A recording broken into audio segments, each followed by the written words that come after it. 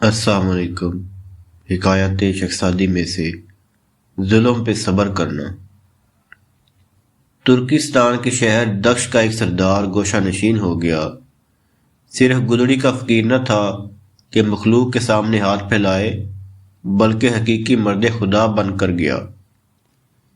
ایک زبان دراز مگر بے عقل شخص نے یہ کہہ کر اس مرد خدا کی دل آزاری کی کہ یہ مکار جن ہے جس نے سلیمان علیہ السلام کے تخت پر قبضہ کر رکھا ہے، اور اس کا وضو کرنا ایسے ہی ہے جیسے بلی منہ دھوتی ہے، اور عبادت طمع کی ہے جیسے محلے کے چوہے شکار میں طمع کرتے ہیں، اور ریاکاری کی عبادت کرتا ہے، اور اس کی شہرت خالی ڈھول کی طرح ہے۔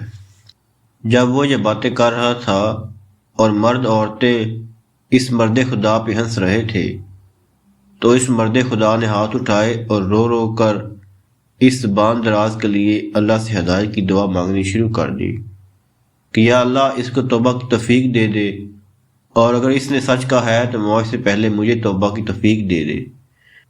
اے اللہ، میں اس پر ناراض نہیں بلکہ اس کے بارے اچھا گمان رکھتا ہوں کہ اس نے مجھے میرے عیب بتائے ہیں تاکہ میں اصلاح کر لوں۔ شخصادی علیہ رحمہ کی حکایت سے میں یہ سبق حاصل ہوتا ہے: اگر تو دشمن کے کہنے کی طرح برا ہے تو غم نہ کر، ورنہ اس کے کہنے سے تو برا نہ ہو جائے گا، کیونکہ اگر کوئی بے وقوف کستوری کو گندا کہہ دے تو وہ بکواس ہی تو کر رہا ہے، تو کیوں پریشان ہوتا ہے؟ لیکن کوئی پیاز کو بدبودار کہہ دے تو تجھے تردید کرنے کی ضرورت ہی کیا ہے؟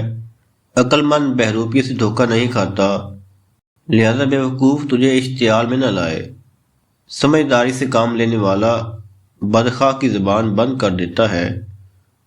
تو نیک بن جا تاکہ تیرے اندر عیب کی گنجائش نہ رہے، اور اگر تجھے دشمن کی بات پسند نہیں تو بھی کسی کے بارے میں ناپسندیدگی کی بات نہ کر۔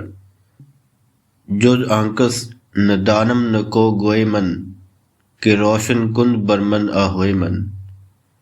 تیرا خیر خواہ وہی ہے جو تجھ پہ تیرے عیب ظاہر کرے۔ تمام نئے میرے دوست سے گزارش ہے چینل کو سبسکرائب کرے اور بیل آئیکن کو ضرور پریس کرے۔ شکریہ۔